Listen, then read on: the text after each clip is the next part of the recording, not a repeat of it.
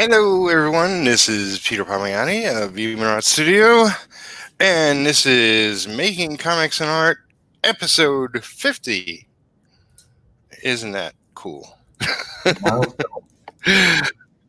It's a milestone. That's right. The objective of this recent series is that I be working on my comic while I do anything else. So I got another page of retro out. I'll be inking. I'll mention a few things off the top. I have stream after stream after stream. So tomorrow night, I'll be talking with Jeff Lafferty. Recently, I attempted to have him on, but he had his cord went bad or something. So he picked up a new one, said everything's good to go. So tomorrow night, I'll be talking and hang out with Jeff, and hopefully he'll be working on his comic Berserkernaut. So excited about that. Saturday, I got a Pimp Your Comic stream with at least 9 creators that want to come on and talk about their projects and tell you all about what they got going on. And that will be an open stream, so once I've talked to everybody who's around, people will be welcome to come in. I'll be dropping the stream link into the chat.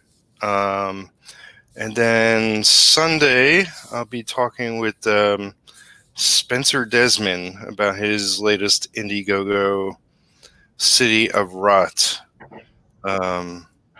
And above and beyond that, I'll be getting sleep.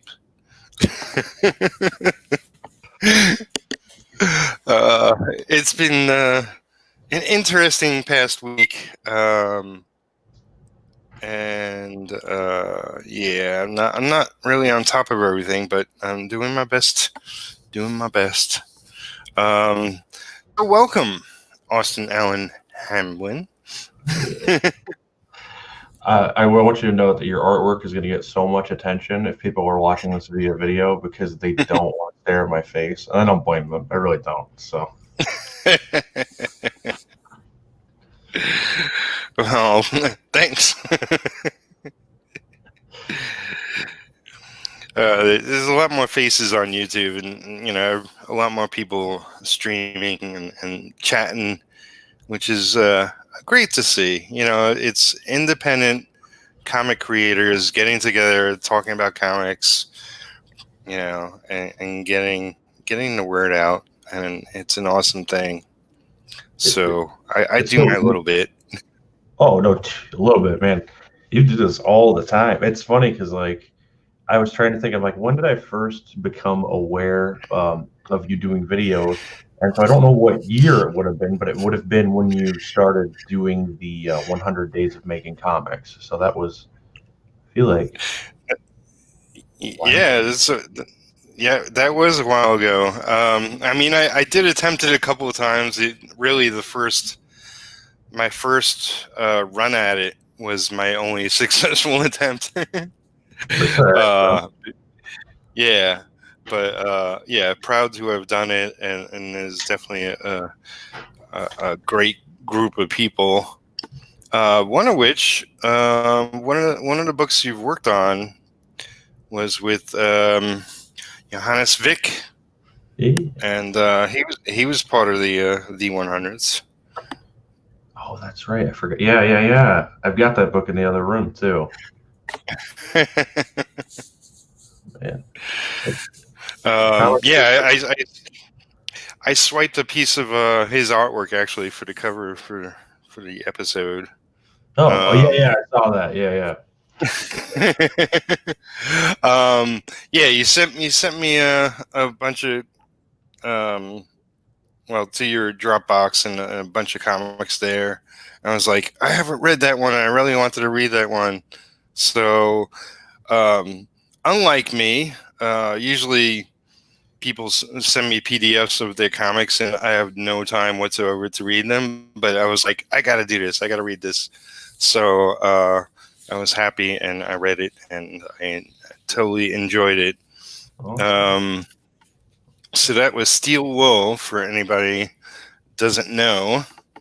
And yeah, it's intriguing.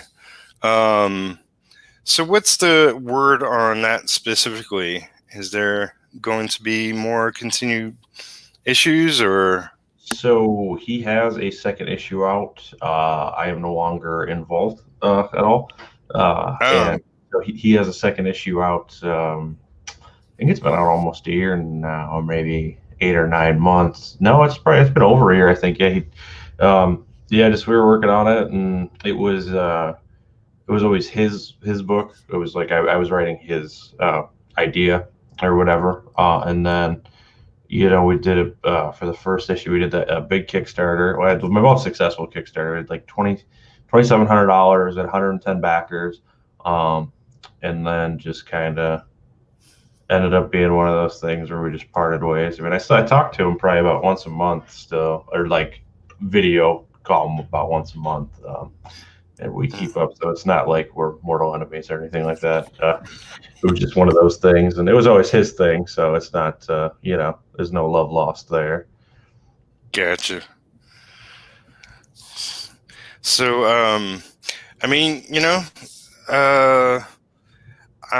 it's great to have you on. It's like I got something I'll be working on. I don't know if you ever wrote any novels. I know you wrote a bunch of comics, but I got a contract to write a trilogy, and I'm going to be sweating on that.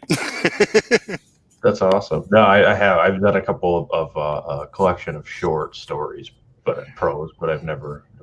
I'm gonna do I can't remember what it's called, but the National Novel Writing Month. I'm gonna do that this year. So. Oh, cool. Yeah, I attempted that, I guess, at least a couple of times, and yeah, failed. But it's more that you try, I guess. But that's definitely a fun challenge. And it's like really. I grew up reading comics, but I decided to get a real job. Like when I was in college, and got into computers, got into writing, and I wanted to become a novelist, but I still have yet to sit my ass down and write one out. It's funny because like I was talking to somebody about this, like it's intimidating. Like I feel like I could write like a full-on graphic novel, and in my head, breaking that down into issues or chapters or whatever is so much easier to me than even though it's the exact same, to try to do the exact same thing with a novel is just so much more intimidating to me. And maybe that's that I haven't done it before, and I'm not as confident in my abilities non-comic writing, because most of my stuff has been in writing comics. So I think that's probably part of it at least. Yeah, I know with me, it's like usually I should really sit down and write an outline, because I'm really good at just like stream of consciousness, just sitting down and writing. But if I try to like pull a story out of it, it makes no sense. If like it's really a mumbo jumbo. I mean, that's like a lot of first drafts though. But I keep going back and saying, oh, this is a good idea, and I'll stick this in, I'll wedge this in, and it's like I don't move the story forward, and then I lose track of where where I am and where I'm going. Big story, yeah. No, I don't know. I think that's why I started writing short stories, was because I wanted to do a novel, but I'm like when I decided that I wanted to start doing comics, I was like, you know what? I'll start with short comics, right? Because that's like the natural way to do it. Don't start with the magnum opus. Just try to. Cats just meowing madly in the background. And the pro. And so then it was the same thing. It's like, oh, I'll write a book. So I should probably just start writing some short stories and build my way up. Well, that's definitely smart. You know. Well, you're here, and I know a little bit about you, but I'm sure like people watching this now or watching it later, how did you get your start? Like why writing, why comics? What's your secret origin? How I got started as a reader. So it's funny because it's like now it doesn't feel like an old story, but it does now because like I talk about Walden's books and it doesn't exist anymore. I don't think.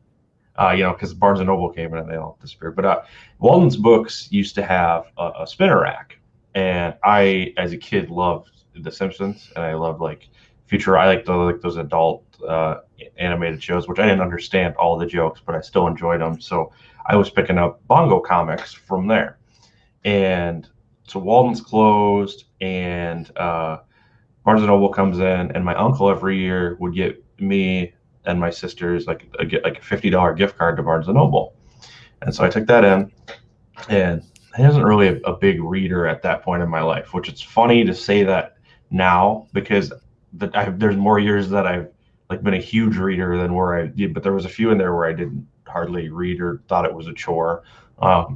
But I took it and I bought Marvel Masterworks Volume 1, the reprints of the Fantastic Four, and I can't remember how many issues. I think it was like 10 issues was in that first volume, or maybe 8. But I brought that home and read it, and it was like I just soaked that up, and I loved it. And that got me like. And then as I like started to get older, it was like I started kind of reading some superhero comics, and then I started getting into anime. Or I found out that a lot of the shows that I had liked when I was younger, and those are actually shows that are based off of comics, and manga. And so then I got into manga pretty hardcore. And then what started me deciding to write was probably when I was like 10. I used to always do these huge things with my toys. So like my room would be the world, right? And toys would be in different places in the room and be like, oh, this person's on the other side of the world doing this, right? But it's all like the same story, just all the different places. And one day I was like, I really like comics. I'm like, you know what? This story that that I've been playing for like the last month with my toys, like that should be a comic. I should write that as a comic. And so I did. That's what I started. I just was like, oh, I'll do this. And I mean, that was many years before I would ever get a comic produced. And eventually I worked through high school, and I took that money and I hired some artists. And my senior year of high school, I got out a collection of short comics called The Trial Run that I self-published. And that was in 2012. And every year since then, I've managed to get, a good amount of stuff out. So that was how I started. Awesome. Yeah, I remember those Bongo comics. I still good stuff. Like them. I mean, well, they don't do them anymore now, no more. But I love Bongo books.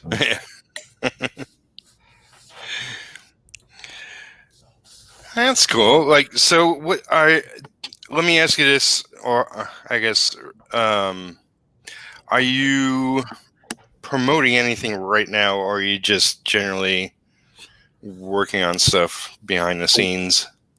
Well, yesterday, let me make sure because I'm David. Yeah, yesterday, Stairway Anthology came out through Top Cow, and I had a story in that. And there's currently a Kickstarter. I'll pull it up here and share screen for this comic called Tales from the Quarantine that Red Camera Comics is putting out. I have it's all collection of just one-page stories. And I have a one-page story in it that will be drawn by Phil Hester. I kind of snuck my way into this one, and share screen here. And it's filled with like, let me see here, share screen working. Oh, here we go. Yeah, and it's filled with a lot of big name creators and like I'm trying to think here because I always know, but when I actually talk about it, I blank. Like Oops. Jim Zub, Ron Mars did a story in this. The guy who did the logo is Chip Kidd, who did the Jurassic Park logo. Now wait, I'm trying to share the screen better. Okay, there we go. That one. Oh, that one, my bad. Ed Brubaker's trying. Yeah, No problem. Brubaker. There's like a ton of people. I think, let me see how many days are left here. I think that's like, let's see here. There's 20 hours left, and they've raised $43,000. So, Yeah. Okay. we'll pass their goal, but it's Excellent. kind of a cool thing. Stop screen sharing. So I work as my day job is I work at a full service meat counter. And I live in the Midwest. I live in Iowa. So I live in like deep in ag territory. Like all my extended family pretty much works a job revolving around agriculture. My uncles pick up milk from farms and deliver it to creamery. Most of my family on my dad's side farmed, or they worked at John Deere. There's a big John Deere factory just up the road here, about 20 minutes.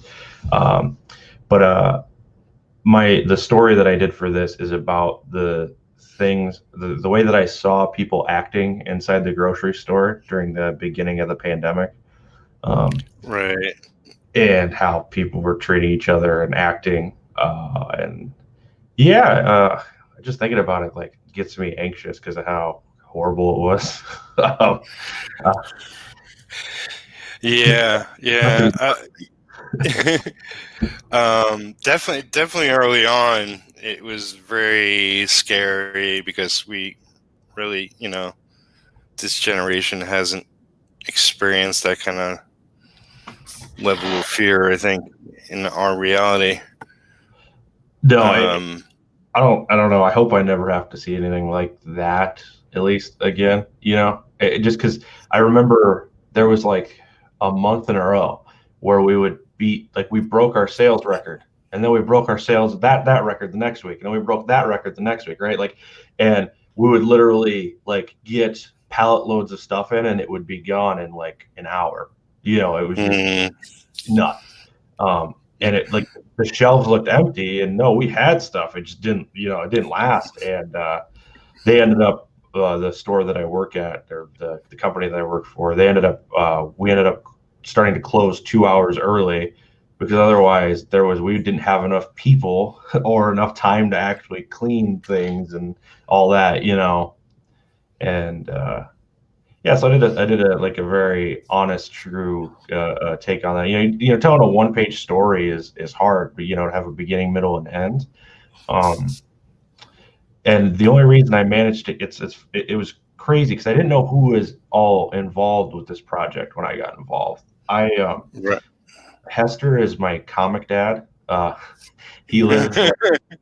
Yeah, no, it's just wait. This is crazy. This is why I say he's my comic dad. He lives like an hour and a half south of me, and so I known him since I was like 10 because every store signing he was at Iowa, I was there. Or comic convention in the Midwest, I was there too, and so I started meeting him. His kids are one's a year older than me, and one's a year younger than me, but neither of them do comics at all. Right. They both took their own path. So that's why I say he's my comics dad, because like none of my family even reads comics, at least my immediate family. So he's like my comics dad. But I was talking to him on the phone, and he said, I was like, yeah, man, we got to find something to work on. And that's what I always say to him, just jokingly, like, we need to find something short to work on or whatever. And he told me he had got asked to do a story for this anthology. And he said, but I don't really have a story to tell because my life didn't change because I already work from home, and I would get my groceries like a month in advance, or go once a month. He's like, it's not much changed for me. And so he said they were supposed to hook me up with a writer, but they didn't. Well, there's like 600 people involved in this, so like it just was one of those things that got lost in translation or transition, whatever the term is. And he was like, if you write me something, I will send it to them. You know, he's like, I don't know if they'll accept it, but I'll tell them if they accept it, I'll draw it. And so then that was kind of how I randomly got involved in that. That's awesome. I mean, I'll take it. And then I'm like, who's involved? He goes, I don't really know. He goes, the only name that he told me that he knew was involved was Charlie Adler. And I'm like, okay, Right. I just want to make sure this isn't like a thing where someone else has the same name. Like we're talking about like Walking Dead, Charlie Adler, right? He's like, yeah. I'm like, okay. So we'll see. And yeah. So. That's cool. You know, years back, you ever hear of Golly, the book that Phil Hetzer wrote? Oh, I love, that's my favorite thing that he's ever written. Do you remember issue 2? Okay, which Probably one not. It's the second one. I'm trying to think of what happens in it because I read them. I mean, I read them all, but I don't know. It was circus stuff going on. You know, I actually inked the second issue. Did you really? Yeah, and inked over Brooke. That's funny. Yeah, his stuff is awesome, and he doesn't really need an inker. He does amazing on his own. But I think Phil wanted to create a team. It was sort of going through a transition. And by the time I finished the issue, then it was picked up by Image, and you know, it was a whole thing. But Phil's super sweet, super nice guy. And I was happy to at least ink an issue of it. That's really cool. That's so, just because that's not even no joke. That's like my favorite thing he's ever done. And he goes, "Well, you're the one person that liked it." He goes, "Because it didn't sell at all." And I always be like, "When are you going to do more of that?" And he's like, "Someday," you know. Someday. No, he is a really I don't think people I think they're like, oh yeah, well, like it makes sense that like you and him would get along because you know you guys have we have essentially the same upbringing, you know, like in rural Iowa and all this. But I'm like, right. Man, like I don't really get along with most people, and like he take away all of comics, he's just genuinely he's a good human being. Yeah. And so like it's funny because my wedding anniversary is actually this Monday. He was at my wedding last year.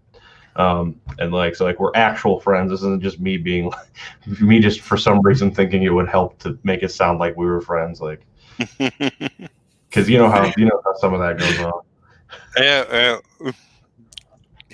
that's cool, and congrats. Yeah, thanks. She hasn't wised up by now. She probably won't, so that's good. Yeah. The Stockholm syndrome has set in hard, so there you go. I see your cat's tail right behind you. Yeah. I have 4. I put 3 of them up. Otherwise, they would be all over me. Oh, especially when you're drawing. I mean, then I feel like they'd be like, "Hi, is there ink I can knock over?" Yeah, I don't need that in my life.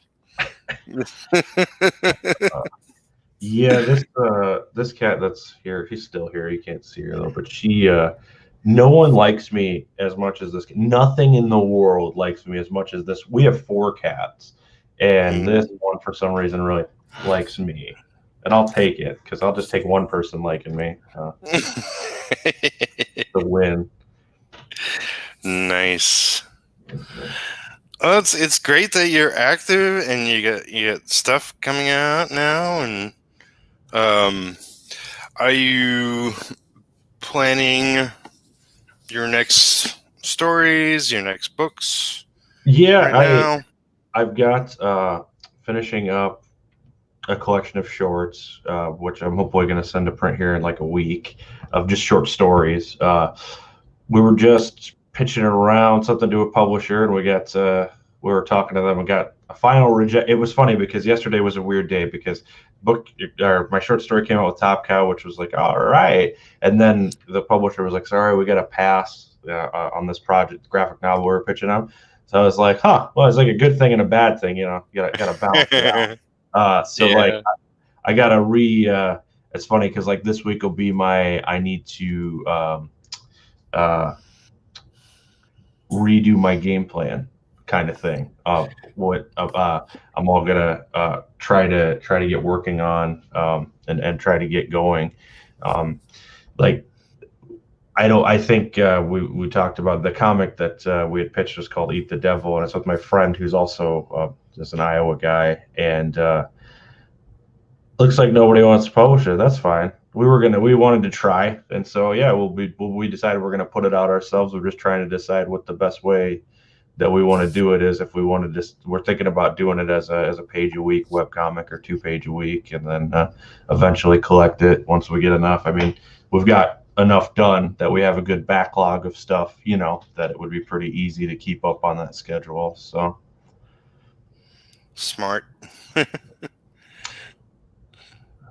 yeah, I'm at like the weird point where like everything just is like coming to an end, and now it's like all right, and everything else is kind of in limbo. You know how comics are. So many things are Yeah.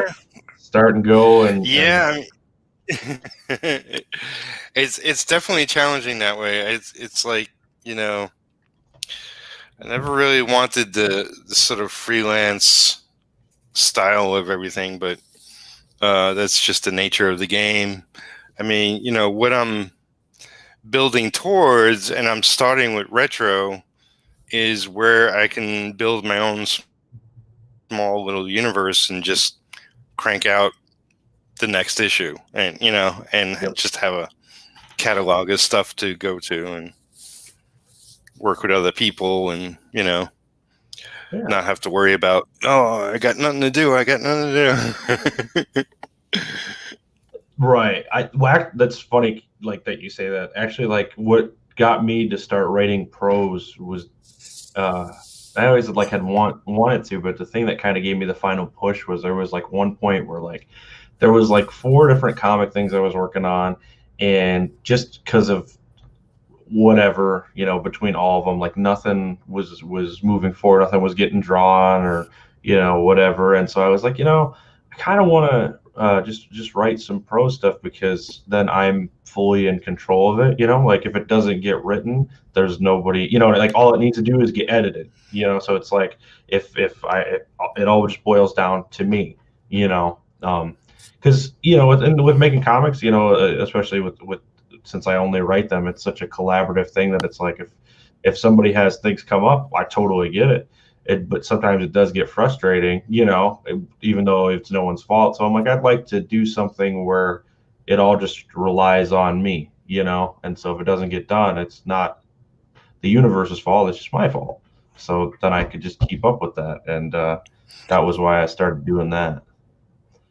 And you know, I mean, Yeah. just like anything, you can learn skills from writing non-comic books that you can bring back to when you're writing. You know, it's just like with art. You know, you know, drawing, you know, from life or whatever can help you become a better artist to draw comics.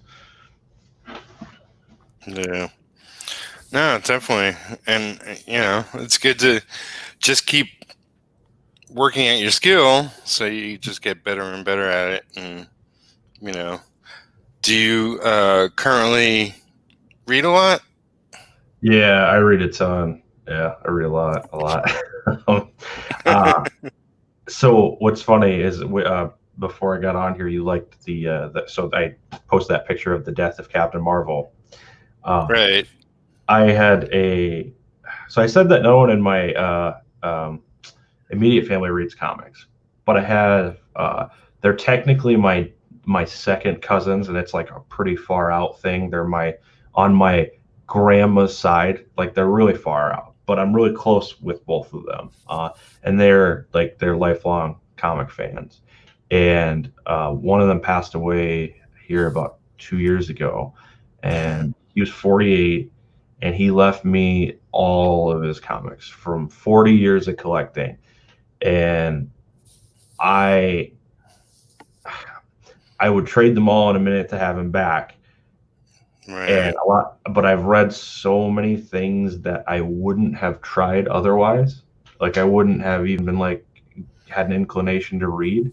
A lot of it is because his thing was superheroes, right?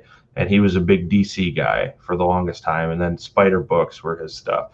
And I have read so much old Marvel and DC stuff that I wouldn't have otherwise read. That like I brought home so they're all at his brother's house, and I just slowly bring them over, and I read like a stack of Kyle Rayner Green Lanterns, and I had never read anything with that character before. And then I just sat down and read like 10 graphic novels, like about him, and I was like, "Oh, this is." And then it's funny because I'm like, "That's actually my favorite Green Lantern now." He's a comic artist and a superhero. Come on. Yeah, yeah. It should. Yeah, not everybody wrote him great, but yeah, I mean, there's Yeah, definitely enough material there to make him yep. awesome. That I Yeah, agree. There was like all these things that he had all the tools to be good, doesn't necessarily yeah. mean it was always good. But I enjoyed it a lot. Cool. So I have it was like earlier this year. I was like I was having I wasn't broke, but I didn't have much fun money, and it was so like I said to so the guy's name passed away is Al, and I told his brother Gary, I was like, I will never be able to repay Al because even right now when I don't have any money to spend on fun things, I have more comics than I could ever read that I've never read before, you know? So it Yeah. was like, you know, and like I there's nothing I could ever do to repay everything because like that's the number one thing is like that was really like comics is an escapism. And so like when things get hard, I started reading more. You know, even when things are good, I still read a lot, but when things get harder, you know, or there's something bugging me, I like to pull myself out of it. And the best way is by sticking my nose in a comic. Um, I just Well, finished.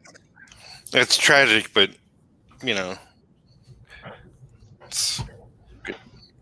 Good. Good. I mean, you know, it's like I remember when I was younger, and my father co-owned a paint store, and you know, it's really because of my father that me and Jimmy, who's also in the industry, really got into comics.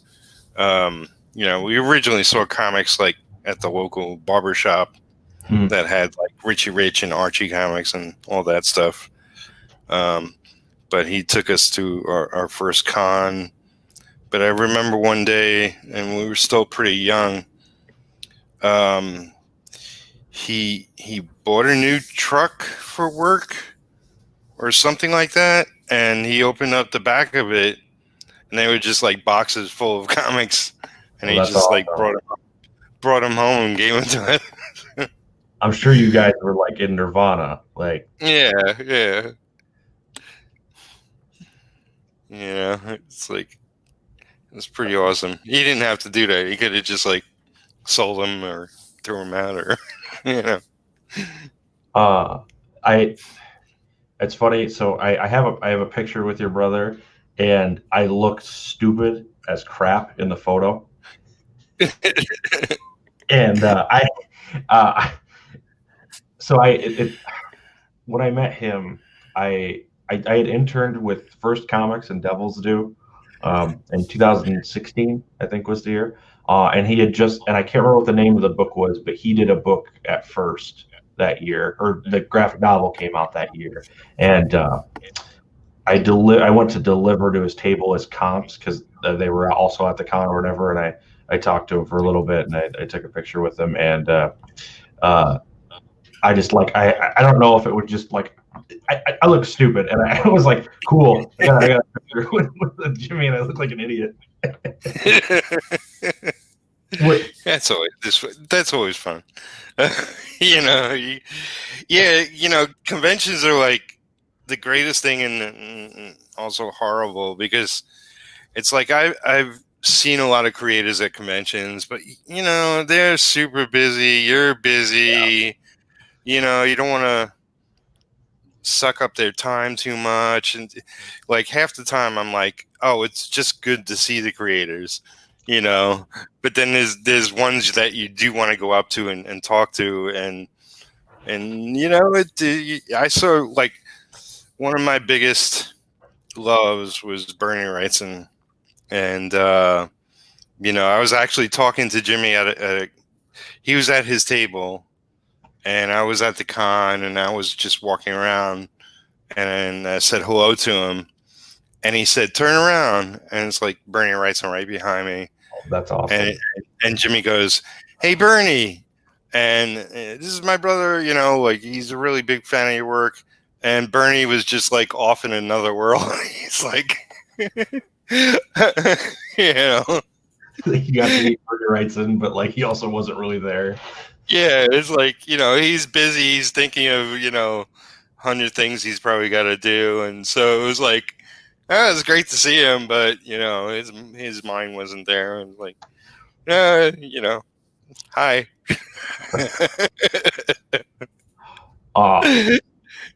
The other funny thing that of when I met your brother, it was actually funny because I was like, "Hey, I've got something weird that I want you to sign," and I said, "You probably never signed one of these before," and it was I don't even it was from some free promotional magazine that I got from a comic shop, and I don't know what the magazine was, but it was like a Jimmy Palmiotti's top 10 list for aspiring writers, and so I ripped it. Was the back cover, so I ripped it out, or in the inside back cover, and I ripped it out, like when I was a kid. And I at that time I had no idea who he was. I was just like, oh, these tips are useful, right? And then I got into comics, and then I'm like, oh, hey, you know, then that name popped up a couple times, like, oh, okay, so I know who this is or whatever.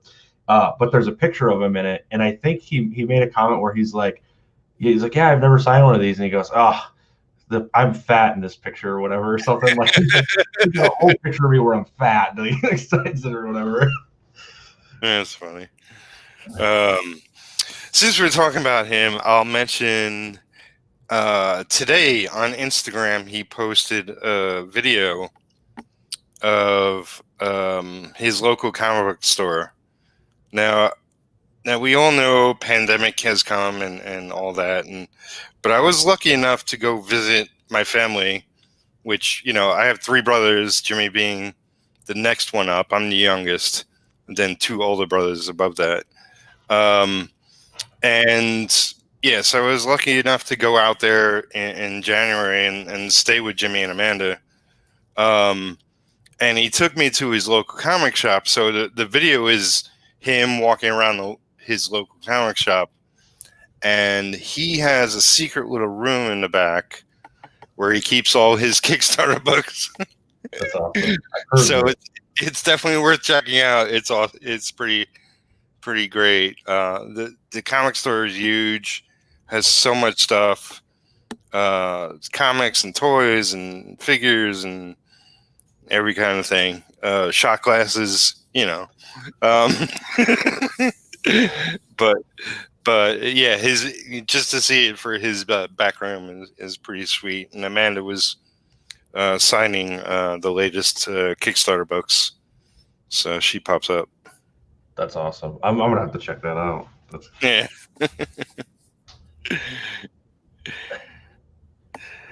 But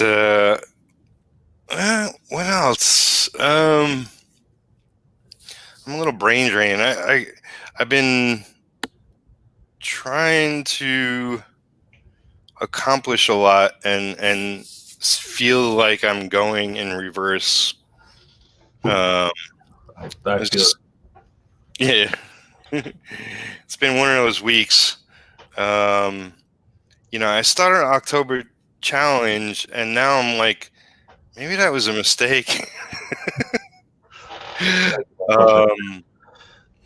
It was it's like a writing challenge, which is like, okay, I need to get into a rhythm of writing, you know. But now I'm like also drawing the posts, the art for the posts, and it's just time consuming. And you know, I am doing it with an artist friend, but you know, he's got a day job, so it was like, well, whatever you can turn out art wise, then I'll just put it in there. And I felt like, well, I'm just posting words. I don't want to just post words, especially on Instagram. Right. So I started doing character designs, and it's like I'm not really good at character designs, but at least it gives it some visuals to what I'm writing. And I don't know. I missed a couple of days, sort of having romance challenges in my life, and among other things. But yeah, I think I will get back to it. I just got to catch up a little bit. I do know I want to finish this issue, which is 28 pages. I'm jumping around. I posted a couple of days ago, sort of my progress in a short video. I showed off all the pages and where my inks are at.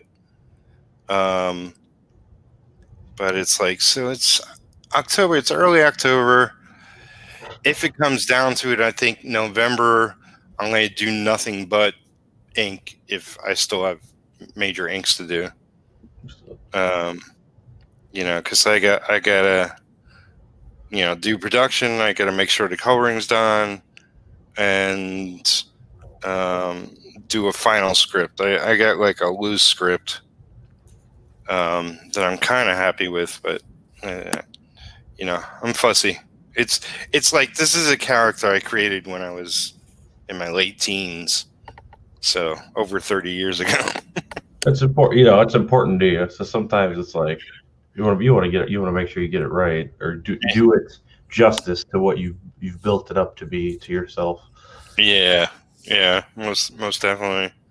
So, what were maybe some of your like writers that you followed growing up? The guys that it's cool that like I didn't like when I started reading comics and I was like 10. I didn't pay attention to names, right? I was just like, oh, Right. It sounds like a cool story. I didn't really follow characters. It was like, oh, this sounds like a cool story about Ant-Man. I'll read this. This sounds like a cool, whatever. But one name that kept popping up, and to this day, he's one of my is Mark Miller. Right. I just Kick-Ass. When Kick-Ass was coming out, the joke at my local comic store that I was going to at the time, because I was in high school, they were like, yeah, if anybody was going to go do that stuff, it would have been you. Or like if somebody was dumb enough to go do, because he goes out, it's like, I'm going to be a hero, and then just ends up in the hospital stabbed and gets zapped. Like, that's you. That is you. And then like it's cool to watch his career from like him kind of being like, I don't want to work on characters that I don't own anymore. I just want to create my own stuff, to now the Netflix stuff. He, besides just being a really great comic creator, he's just a really smart businessman. And he very much thinks about the long game instead of just what can I do immediate. He's always looking like years out, and it paid off in a huge way. So he's one. Jeff Lemire is another one. And Jeff and Phil are working on Family Tree right now for Image. Phil's drawing it and Jeff's writing it. So that was really cool when I found that out. And thanks to Phil, Jeff has read some of my work, which was like, I don't know, it just felt awesome. I wrote an essay about the first 5 issues of Family Tree, and I was like, would you send this to Jeff? Do you think you would read it? And he goes, yeah, I'll send it to him. And he did read it, and I was like, that's just cool, That's like, yeah. And like I would tell people like, oh, does that mean, or like like my friends that aren't in the know on comics, like, does that mean you're going to get a job? And I'm like, that's not why this was a big deal to me. This was a big deal because like if I could go back and tell 15-year-old me who was reading Sweet Tooth, like, no, this guy is going to become even bigger, and he's going to read something that you wrote. Like that's awesome. Like, Yeah. it's a full circle moment. I'm a big full circle believer.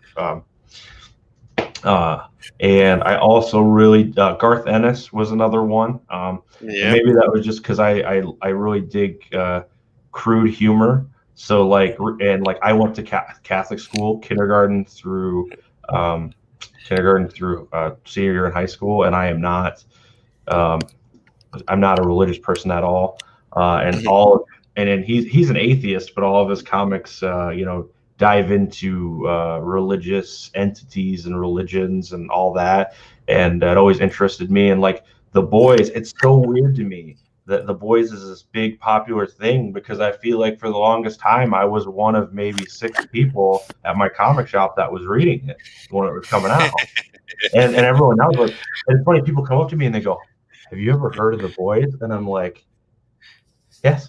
I actually own a page from The Boys." I like in high school, I didn't have a PayPal, and so my dad had to buy it, and it was $500.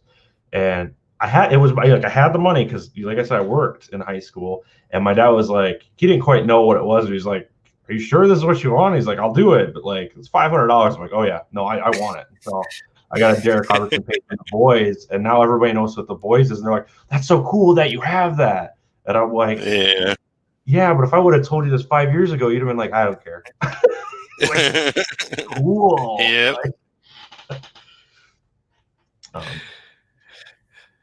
Well, I gotta ask. Yeah. I thought, okay, so like when The Preacher came out, I didn't read the regular issues, but when the first trade came out, I picked that up, sat down, and read that. And I was a lot more innocent and sweet and shy when I was younger, and I was like, "This is too dark. I can't read this."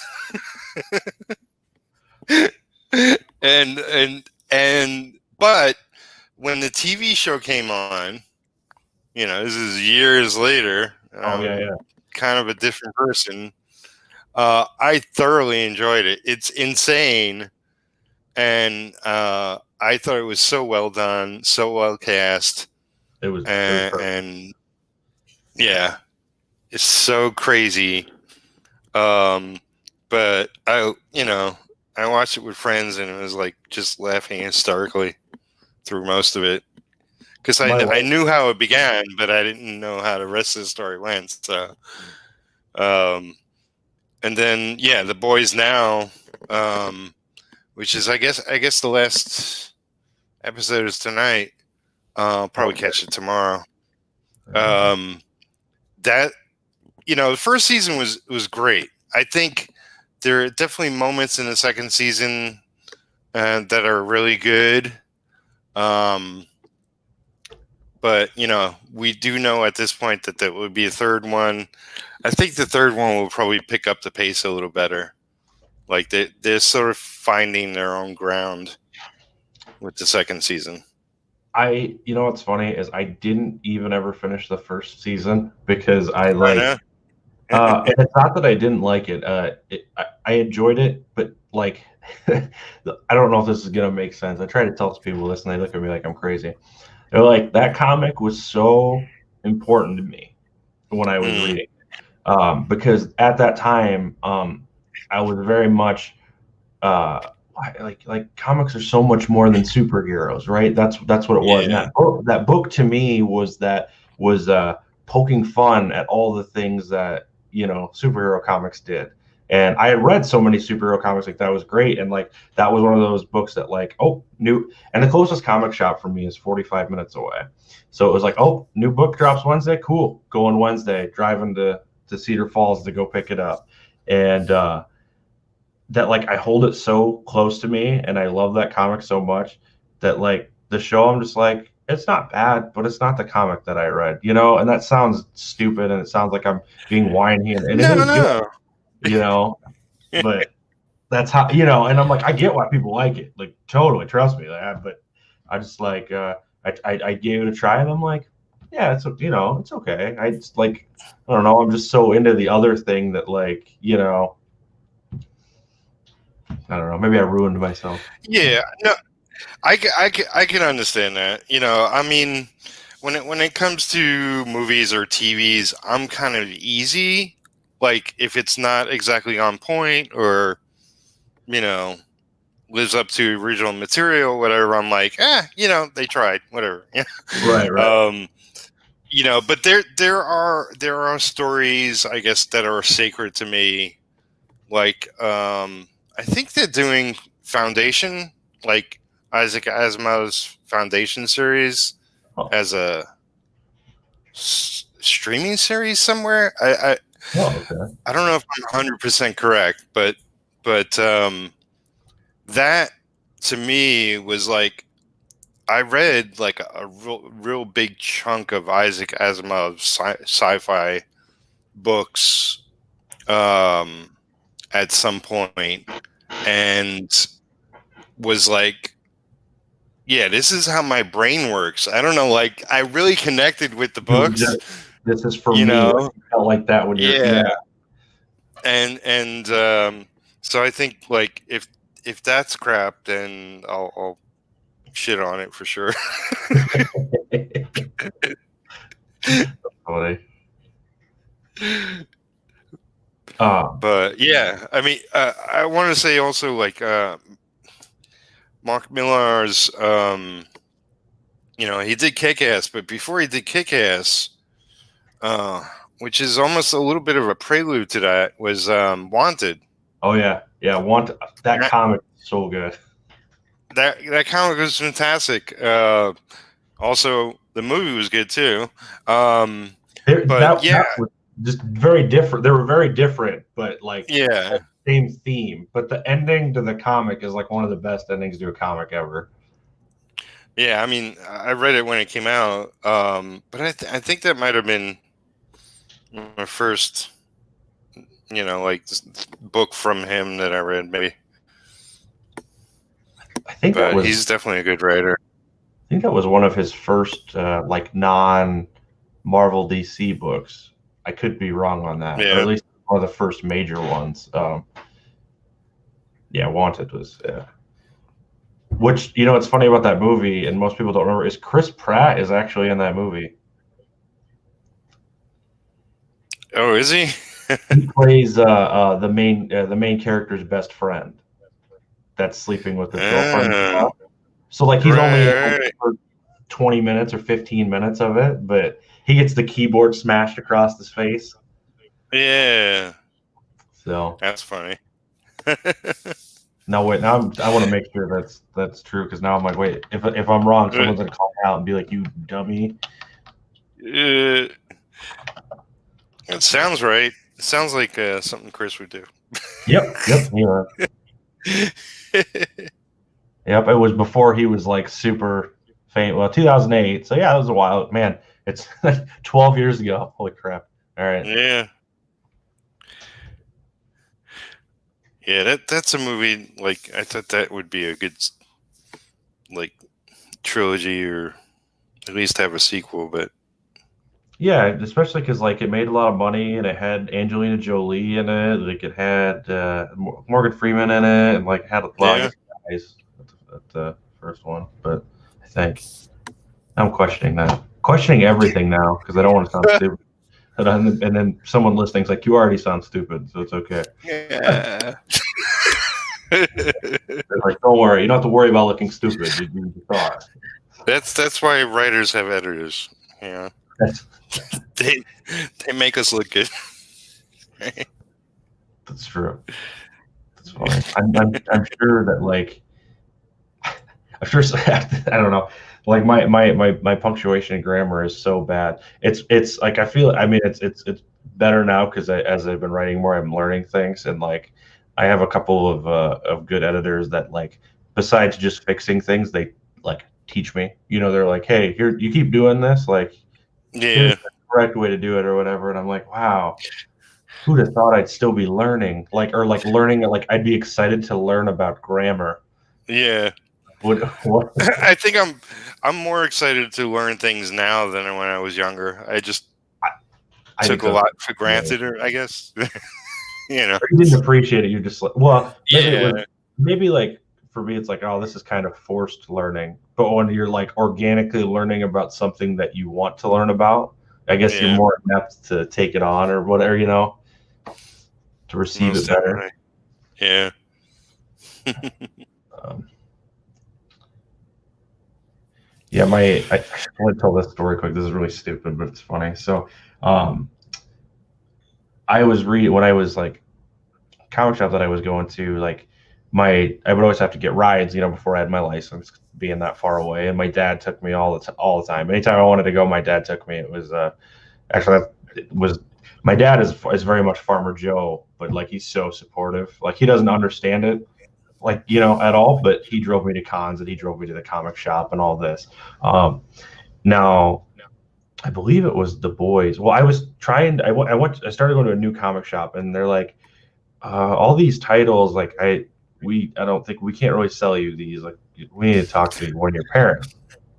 And I said, if I get my mom to come in here, because I think maybe I don't remember, I got dropped off by somebody else or whatever. But I said, if I get my mom to come in here, and she can tell you that I can buy whatever I want, like, is that good?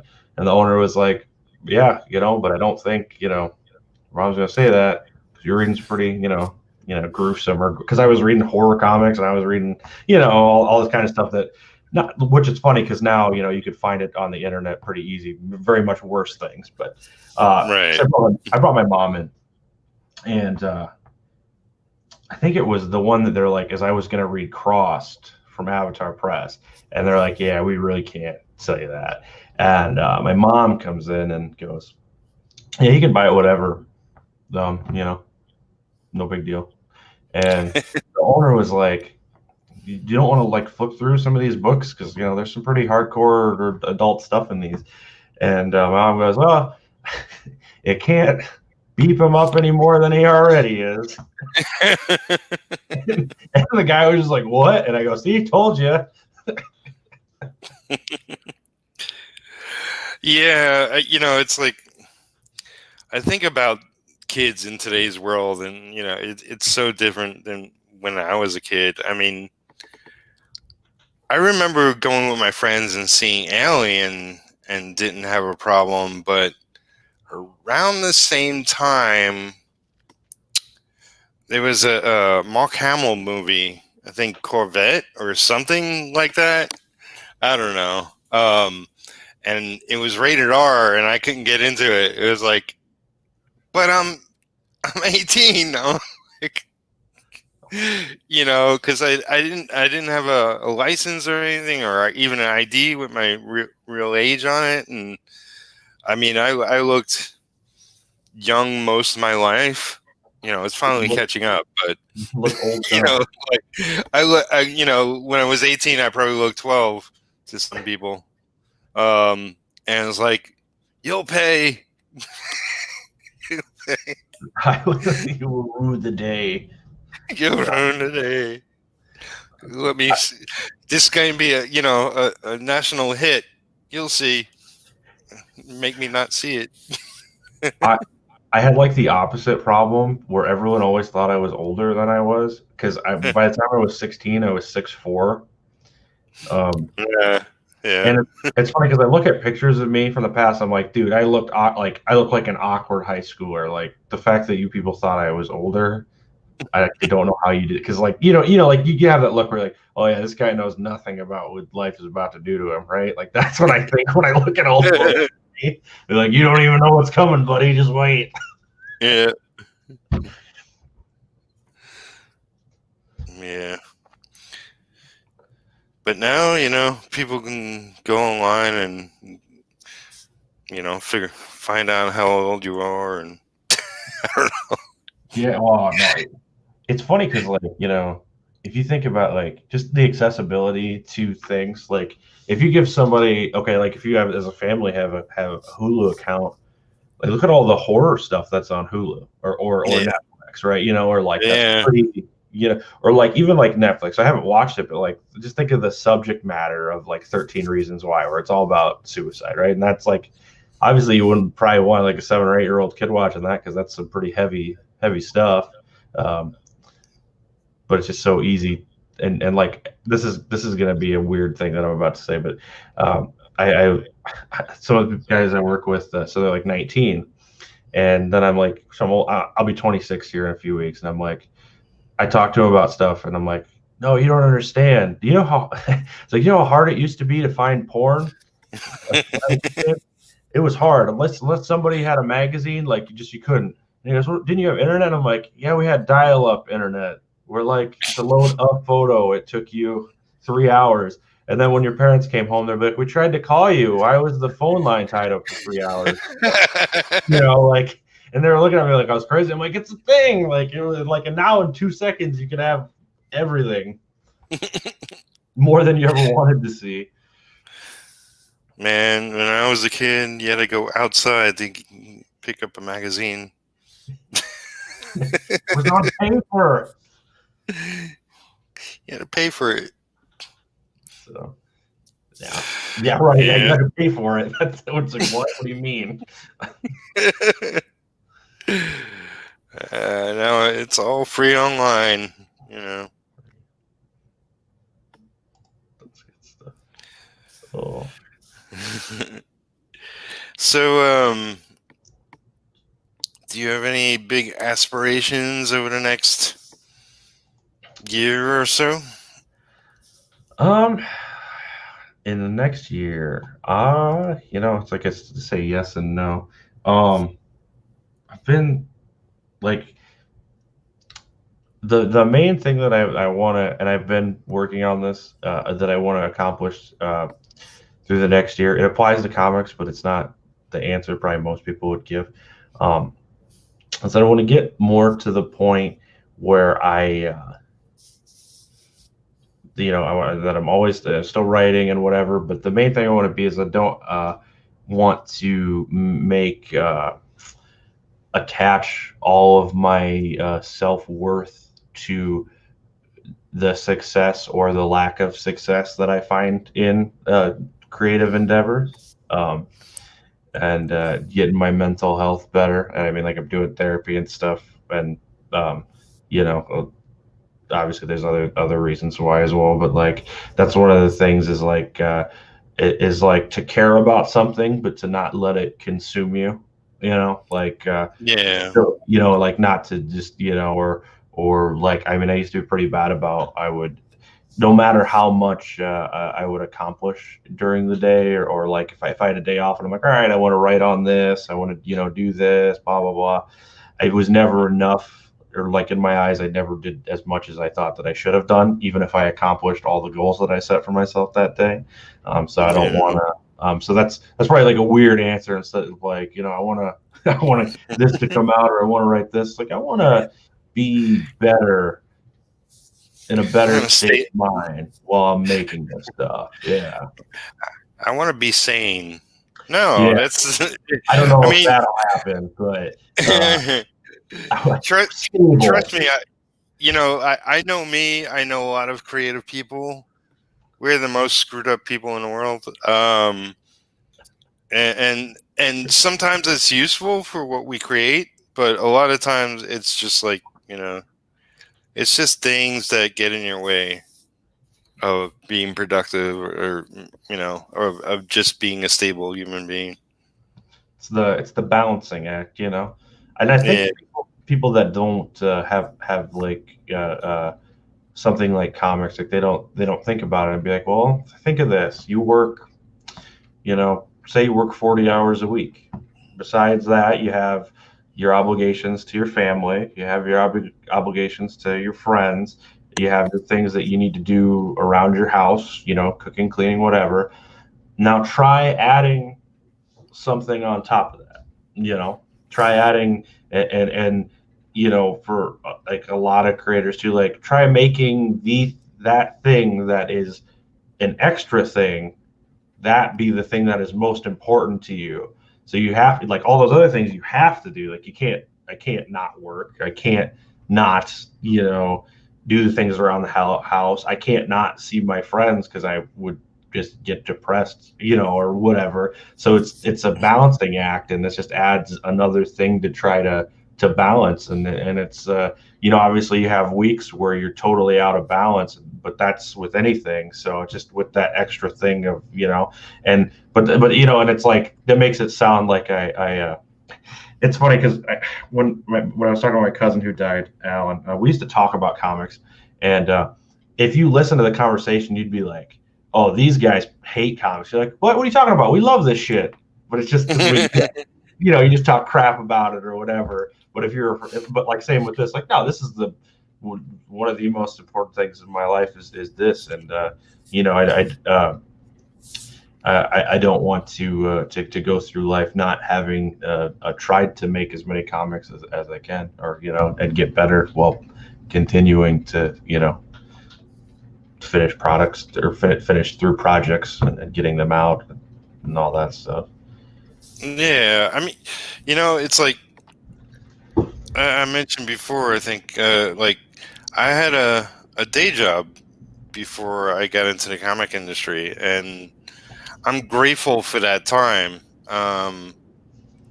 And it's so easy just to do a day job, and 9 to 5, Monday You're through off Friday, free time.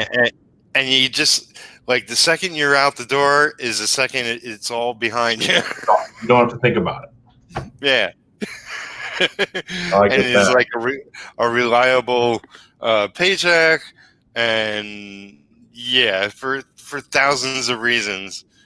Hey Abe, welcome. And yeah, it's like I know for me, it's like usually they were like jobs I had, and I've had stuff since I've started doing comics too, just to pick up where the money wasn't coming in as good or whatever, and usually it would be like physical stuff, and the body and the soul and the brain need to be physical. And if you're writing comics, if you're doing art for comics, you're sitting on your ass most of the time. Right. You need that just for it makes you feel your mental stability to get out of the house, to breathe in fresh air, to talk with other people like friends and family. Use the muscle. Yeah, no, like I agree with that 100%. Instead of being a shut-in, like being a shut-in is hard. As awesome as it sounds, and it's like I'm a personality where I don't mind being alone. I don't mind being a homebody most of the time. But if most of my days and weeks are taken up with doing this stuff at home alone, then I need to force myself outside the house and because otherwise it will catch up to me, and I'll go. It's already like because of the pandemic, it's like a lot more cabin fever people happening out there. You need to go enjoy the park, go take a walk, go for a swim, go meet up with some people. Whatever you got to do. It's funny because like I was at C2E2 at the end of February, like 2 weeks before the world shut down, and it blows my mind that like there was probably like only 2 big comic conventions that happened in 2020, and I was at one of them. Yeah. If only I'd known, I would have seen more people. Well, at that time, like it was a thing on the other side of the world, but at least as far as we knew, there wasn't anything in anywhere near this part of the world. So I was like, I'm not worried about it, just, and we went, and me and my wife, and we had a good time, and come back and go back to work a week, work, and then like it was like a week later, they're like, oh, I think there's some cases in the U.S. And then the next week, Trump's on the TV being like, "This could be some scary stuff," and then here we are now. Yeah. And like 2 weeks ago, I was surrounded by 50 strangers at all times. Like, whoops. I mean, and I don't know. I still, working in the grocery store at the meat counter, I still am getting seeing people all day. I mean, I'm masked up and everything, and it's funny. Well, it's not funny, but like one of the things that is like when you're working in a meat market or as a butcher or whatever, like you wash your hands so much, like just because of you're dealing with raw products and all that. Yeah. That like I'm like I don't feel like I'm washing my hands more at work because I was already like washing them the maximum amount of time that I could. So like Yeah. it's not the same just because don't want anybody to get sick, which is why we washed our hands. What do you know? It turns out that's a thing everybody should do. Became a crazy thing. Yeah. It's like I'm connected with so many people on Facebook, and there's one guy, Mark, like a 4-letter last name. I forget it off the top of my head, but he works, I guess, a convenience store that has a bunch of different stuff. And I don't know if he's still doing it, but for the longest time, he was writing every day about his experience at work that day. That actually would be some really good stuff because it was scary, it was funny, it was everything in between, it was like an adventure. And yeah, it's just, it's an insane time, and hopefully we can get some kind of vaccine, or we can get past this, and get back to a real life. Because it's like at the beginning of the year, a friend of mine asked me if I wanted to go to Heroes. I was like, definitely, I'll share a table at Heroes. I've never been there. Yeah, it'd be fun. Right? And then I thought, okay, if I'm going to go to Heroes, I might as well hit a couple others, like not to table at, but like it would be nice to see people, get back in the swing of doing conventions. It's been a little while, so I'll go to San Diego. I've only been there once, and I'll go to New York because it's been a while, and I'm originally from New York. See all my friends there and whatnot. Then all this happened, and it was like, I'm pretty sure we're not doing Heroes. I was telling my friend, like, oh, let's see when we get closer what's happening. And Heroes didn't happen, and it was like, okay, I'm just writing off the other two. It's like I'm doing nothing this year. It's funny because like I was very like I knew that this fall, like in the beginning of this year, I knew, at some point this thing will drop with Top Cow. I don't know when, but it'll be before the end of the year. And I tried to get a signing lined up, and then all this happened, and like nobody, and I understand why, why nobody wants to, but I'm like, I got the highest profile thing out that I've ever done, and you want to know what I did the day it came out? I worked. I went to work and I came home, and then I worked until like little after 9 o'clock, and I had to get to bed because I had to go back to work this morning. So it's kind of funny because it's like the grind or whatever, right? Like, cool, but life goes on. I gotta keep doing this. I mean, that's the nature of like comics specifically, but a lot of things, like you create the thing comes out, you can get excited for a second, but it's always about, well, what do you got next, and what are you working on now, and it at least you're building up a catalog of work you've accomplished and you'll point to and be proud of. It's like back when I was working at Marvel in DC, like you can pretty much walk into any comic store and see it. Your book on the shelf. Right. Yeah. And that was a great feeling. It's like I could walk into any comic shop and because the top 40 of any comic shop is Marvel and DC. But it's like, the coloring could have been better. Oh, the lettering is covering all the artwork, and it's like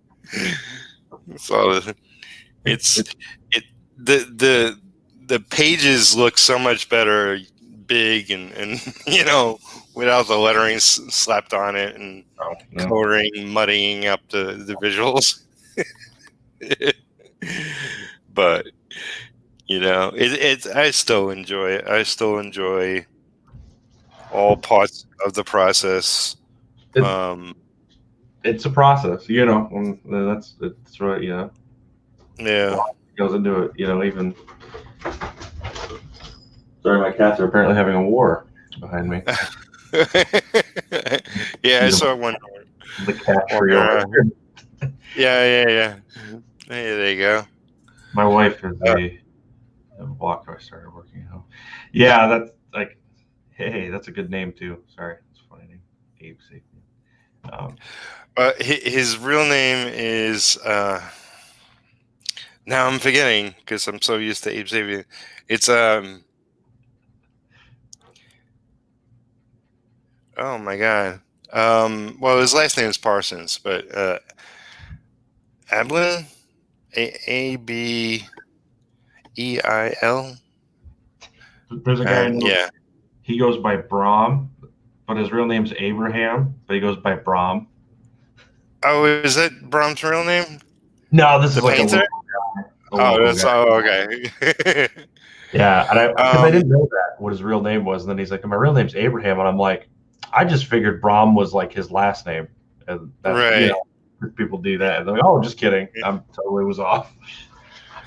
Yeah, it's funny. I listened to a interview with Brom, and he sounds like such a old school. I don't know, almost like a teacher. Like I didn't picture like him being so. I don't know. Like I thought he would be like a regular guy you meet at a bar or something. Like but he was very educated. I don't know, something about it. His presence in the interview. It's kind of special. It's weird, especially like when you read comics, like you feel like if you've read a lot of someone's work, you feel like you kind of know them and you have an idea of what they. So like maybe you know what they look like, right? We'll say that you know what they look like, but you have kind of an idea in your head of what they sound like or what they talk like. And at least for me, I'm almost always wrong. When then I'll hear them on a podcast and I'll listen, I'll be like, okay, that is not what I thought you would sound. And not in a bad way, just in a like, okay, I thought it would be like this and I was way off. So, I forget, did you mention, like you said you read a lot. Do you read outside of comics? Do you read like a lot of novels or? I don't read as much outside of comics as I should, and I just finished a novel here last week. I read Armada, which I wasn't too amazed by, but that's one of the goals I have is to read those more, because like in comics I read manga, I read superhero books, I read horror, I read whatever. I've recently got into reading webtoons. Like I'd read web comics before, but like the webtoons format where it's like the scrolling format, instead of it being just panel scroll. And I didn't think at first I didn't really like it, but now I found some good ones and they kind of use it to play to their advantage, and I've enjoyed them. I try to read every day, and write every day as well. Like I journal, so like I always like every day I'm like, well, if I didn't write creatively or do as much creatively as I wanted to, I journal, and I'm like I write every night, and like weirdly enough, journaling has kind of made its way into my work because I'm writing down the things that I think in my head. So if I'm ever trying to write how I think a character would talk in their head, I've had a lot of practice of that because I've been doing it for about 6 years, almost every day. Mm, wow.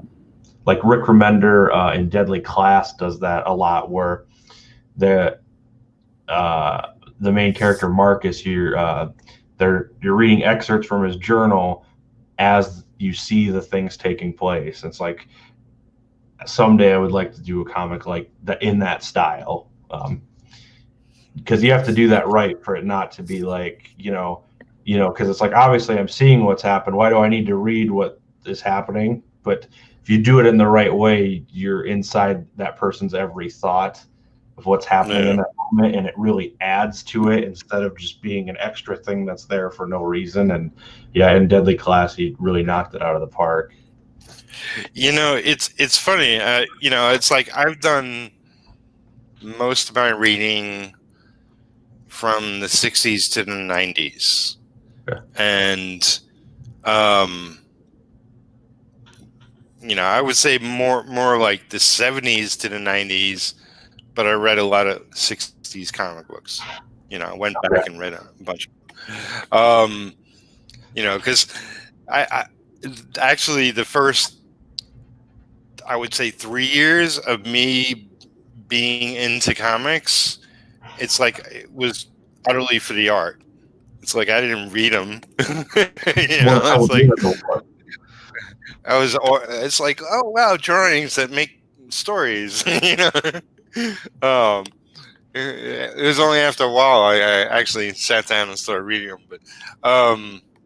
But that goes to say that, like, I was reading like thousands of comics a month, and ridiculous, because I was getting Marvel books for free, DC books, Dark Horse, Image, and Valiant,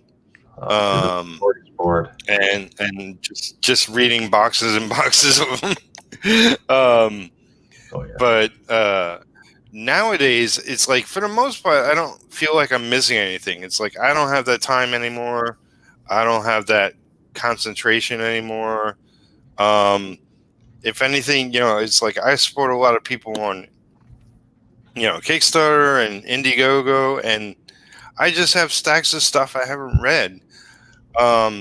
That's all to say that there are actually books out there that I do want to read. Like, and Rick Remender is one that I want to pick up something of his. What's that? Black Silence or Weird? He has that series, Something Science. Oh, I know what you're talking about. I can't think of the name. It might be Black Science. I'm gonna look it up. But I'm just like, because I have a friend who's like, Rick Remender is his really good friend, and he talks about him a lot and his work a lot. But I keep hearing his name from everybody, and it's like I should really sit down and yeah. Black is the name. I just looked it up. Yeah. I definitely want to check it out. It sounds like something I would get into and be fun, and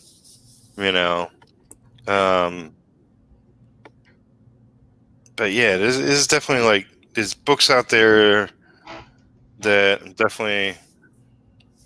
I really just want to finish reading everything I got here, but first, the read pile will never be read. You know what I mean? Like, and I keep buying, and then I keep buying more on top of it, and especially like the first few weeks of me getting Al's comics, I was reading like 4 trades a day, because I just had like when you're just in a room where there's nothing but long boxes, right? Because 40 years of collecting, and he was a single guy, and that's where his money went, was his comics and toys. And it was just what do you want to try to read? And like right now, I got the old, well, not the old school, the it's like the early 2000s Conan run. I have volumes 1 through 16, and I'm making my way through those. And then I also am like, I started reading Invincible because he's got all of those. I just finished the Alan Moore run on Supreme, and Right. and yeah, it was like there was that week where I was just everything I was taken from there. I was just it was a sickening amount of comics I was reading, or almost a meth addict or something. Where I'm like, I just gotta go home and read. But I feel like that's what I did. Like, I know I wasted my 20s, and part of that was video games and hanging out, partying with friends. But I read a lot of comics in my 20s. I read a lot of comics in my 30s for sure. You know, this is probably the last 15 years I've slowed down. But yeah, I still want to pick some up and read them. Like stuff I don't have. Stuff I hear is just like critically great and whatever. There's like so much now, like just look at like, I mean, I know there was like a obviously like a boom in the 90s, but like now there's so much more, I hate to say good comics, but non-cat, like, or just cash grabs or whatever, like, Yeah. Because you got like Top Shelf and Drawn and Quarterly and like place, or like, you still got like Durf, like with doing the My Friend Dahmer and like stuff like that, like there's so much more diversity in types of stories, and I guess maybe it's not more diversity, it's now more easily accessible than what it was. Yeah. I used to go to I think they still have it, when they do conventions again, it will be back. MoCA, Museum of Oh yeah Museum of yeah. Comics. Yeah, they do like a art book for somebody every year. I have a Yeah. couple. I have a mic. Oh yeah.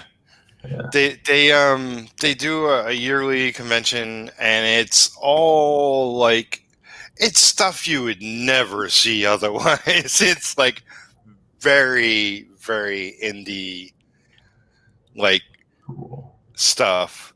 I mean, some of it is probably recognizable, but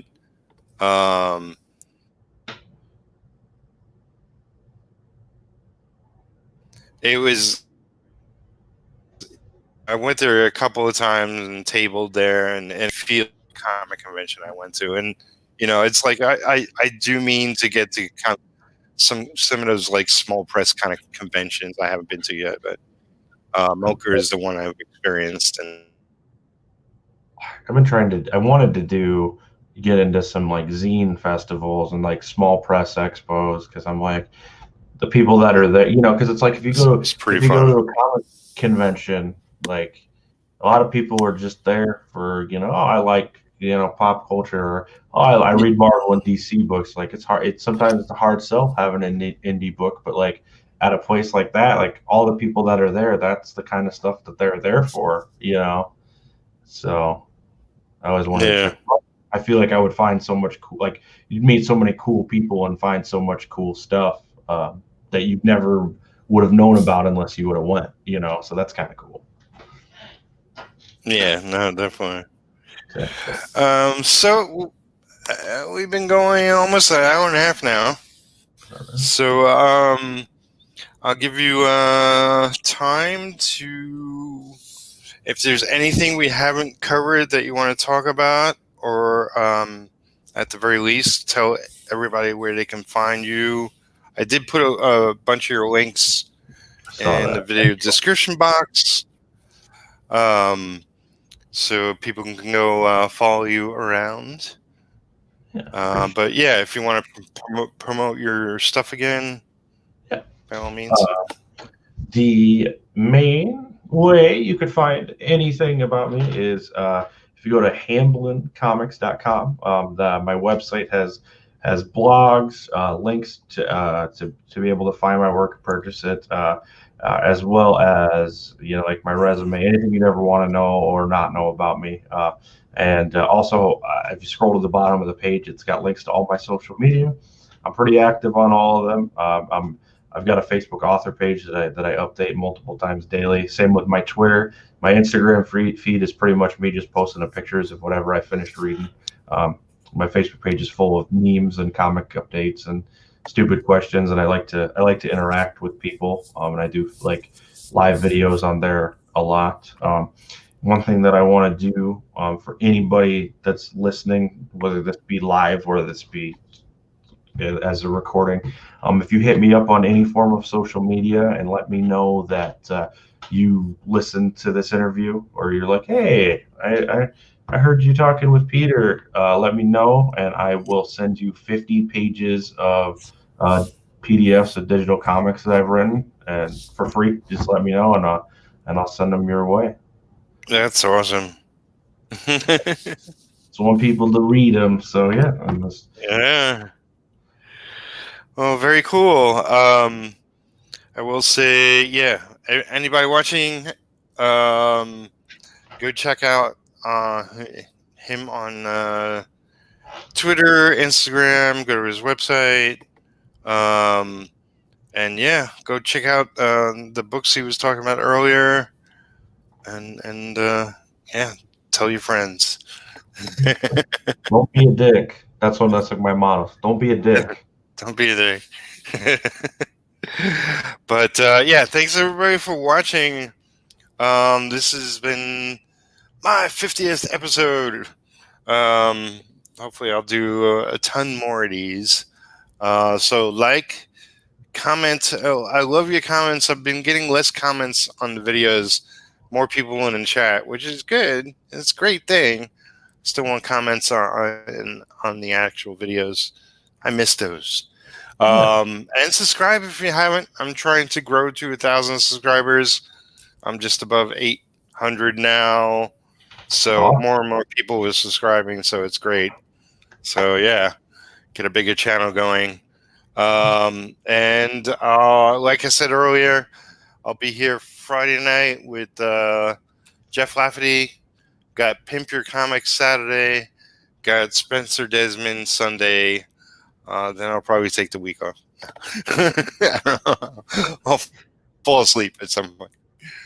All right, everybody. Have a great night, and hope you're working on your comics and stories.